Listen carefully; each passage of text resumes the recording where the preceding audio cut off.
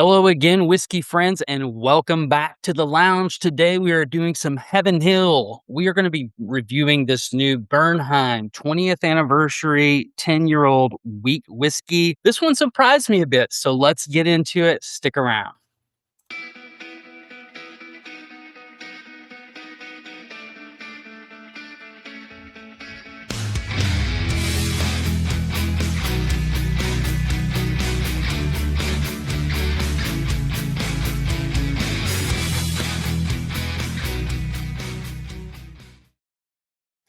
Welcome back, everybody. If you're new to the channel, hit the like and subscribe and hype this video. We appreciate all the support. And let me know if you guys have tasted this particular Bernheim wheat whiskey. So this one is a 20th anniversary. The bottle presentation is absolutely beautiful. It's 10 years old. It's pretty interesting. Let me get you the deets on this. This is going to be a 51% wheat mash bill, 37% corn, and 12% malted barley. This one is 10 years old. The shelfers that originally released were between 7 to 9. So this one's a little bit different, a little bit more special. So what we're going to do here at the channel, we do a nose review and then we get into the palate. And then I'll give you a score on what I think that this one scores in our scoring system. So let's look at the color first. Man, it's got a really nice golden color, excuse me. And you can see that it's pretty viscous.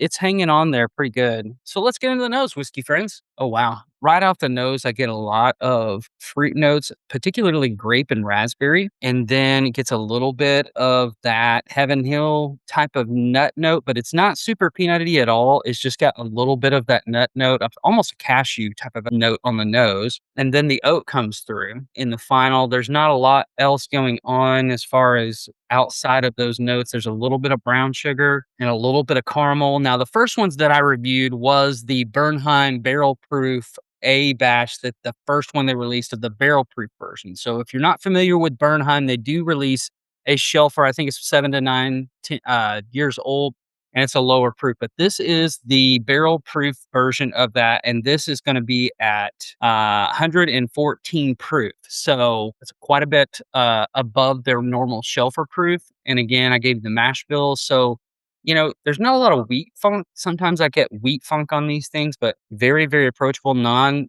a lot of ethanol either on the nose. There is a little bit of a plasticky note coming off of the nose, and it's a little bit different. Now, it's not the same that I get on like Jim Beam, where it's a funky synthetic plastic. It's just kind of an odd, could just be my nose today. Let's get into the palate. Oh, wow. Yeah, so the palate is real soft up front. It's velvety. You get a lot of sweetness right up front. You get in the mid palate, you get all of those kind of a wheat notes where the fruit notes that I was getting on the nose come through.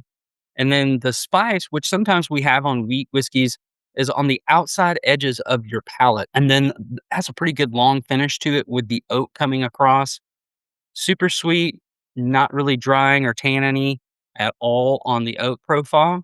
Let's go back to the nose and see if we get anything different. Yeah, I get a little bit more of those oak notes coming through after tasting. This one thing, again, that I've said multiple times is after you taste something, go back and re-nose it. You're probably going to find some things that you didn't before. This drink's a lot softer than the proof point on that. I would say it drinks right around, 95 to 100 even. It's very, very pleasant and easy to drink. Oh, wow. So the original one from memory was more like a Snickers bar. I get some of those kind of a chocolatey notes, but this is more like fruit forward and caramel and oak. Man, the oak is coming really through on the second sip a whole lot. It's enveloping the palate a little bit more. Getting just a hint of those spices again on the outside edges of my palate, which is really nice because you need something to kind of balance that sweetness out. Let's go for a final sip. More of those sweet notes are starting to come back out too.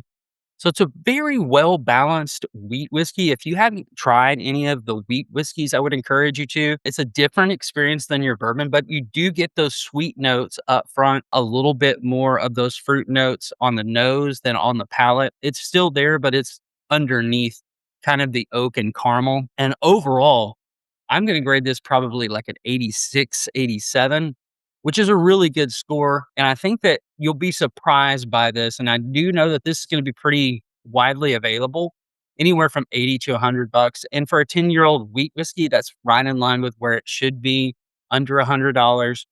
But if you guys haven't tried Bernheim, again, this is from Heaven Hill. It's a really, really good wheat whiskey. And like I said, if you haven't tried it, go try it. Comment down below. Let me know what you guys think.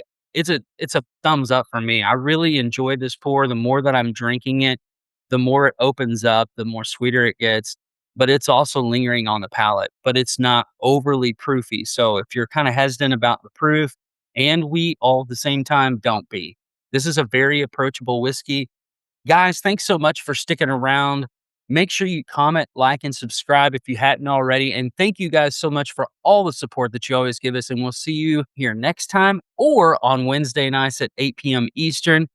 We'll see you later.